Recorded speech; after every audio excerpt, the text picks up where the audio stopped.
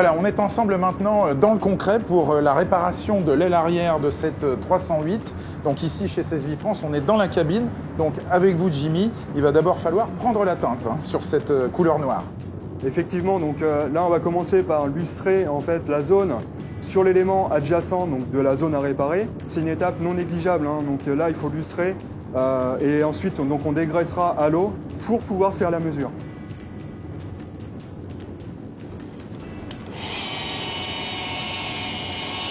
Donc là, je m'apprête à prendre la mesure. J'ai 3 prises de vue à effectuer.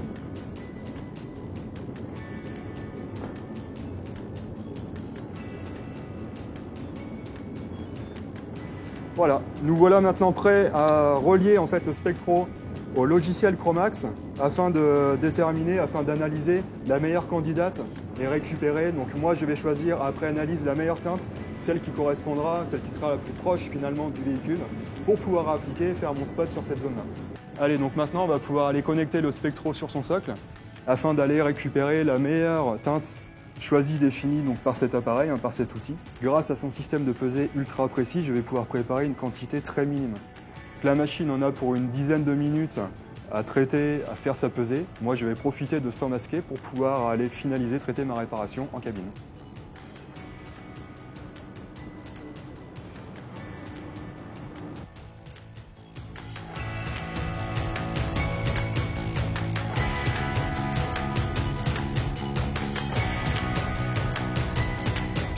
Voilà, l'intérêt de cette Daisy Wheel, c'est de pouvoir travailler en temps masqué. Donc on est de retour dans la cabine avec Jimmy. Donc vous allez traiter l'ensemble de la réparation. C'est un peu comme en cuisine finalement.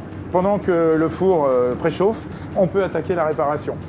Exactement. Donc là, on va vraiment profiter de ce temps masqué pour pouvoir traiter la zone à réparer. Là, je vais commencer par effectuer un ponçage de façon à pouvoir appliquer mon après.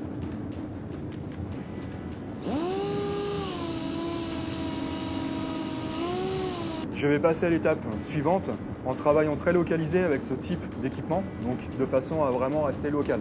J'ai plusieurs disques dans la main puisque je vais descendre, je vais respecter une granulométrie de façon à préparer en fait ma zone qui servira après toutes les étapes en fait d'application de polylustrage.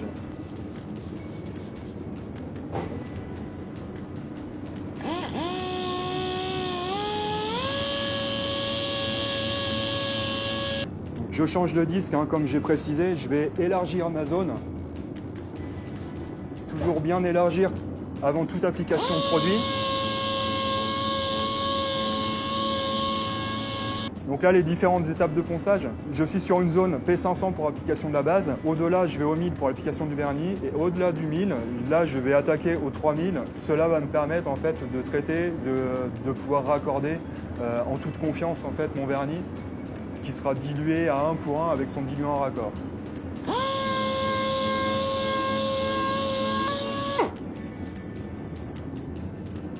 Donc comme on peut le voir, hein, une méthode, une réparation traditionnelle, on aurait plutôt appliqué en fait finalement soit mastiqué ou directement apprêté, ça va être le cas, basé et reverni, mais reverni tout l'élément. Et donc là, le fait de traiter vraiment cette zone-là, on évite quand même du temps de masquage.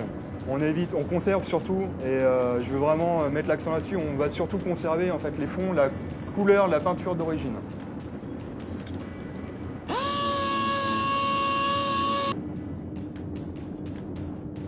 Voilà, Jimmy a réalisé maintenant un petit cachage donc pour pouvoir passer à l'application d'abord de l'après, puis ensuite de la base et enfin du vernis. C'est parti Jimmy.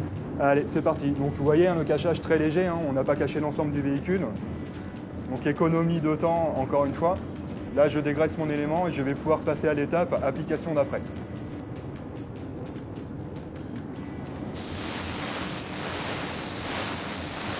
Voilà, maintenant c'est comme dans Top Chef, il faut aller très vite pour que la recette soit réussie, pour que le Smart Repair soit réussi.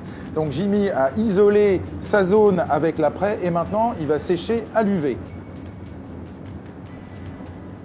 Ici, un léger rayonnement d'environ 15-20 secondes va suffire puisque c'est la couche intermédiaire. Je vais devoir remettre une seconde couche de façon à bien isoler mes fonds. Allez, juste un petit coup de ponçage, ça va très vite. C'est comme pour monter des blancs d'œufs en neige. C'est parti. Pour une petite réparation, il faut un petit matériel. Alors ici, on a un mini pistolet Wacom. C'est parti pour la base.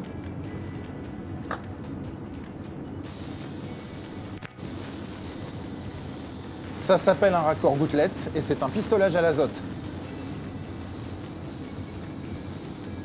Après les blancs en neige, la meringue et le glaçage. Donc maintenant, c'est l'étape du vernis avec un vernis plus durcisseur et ensuite un vernis et son diluant. C'est parti, Jimmy? Alors, une bonne meringue, ça doit toujours être passé au four pour avoir un petit aspect grillé, un petit peu foncé. C'est la même chose, on sèche à l'infrarouge. Seulement 5 à 6 minutes, sinon c'est grillé, c'est raté.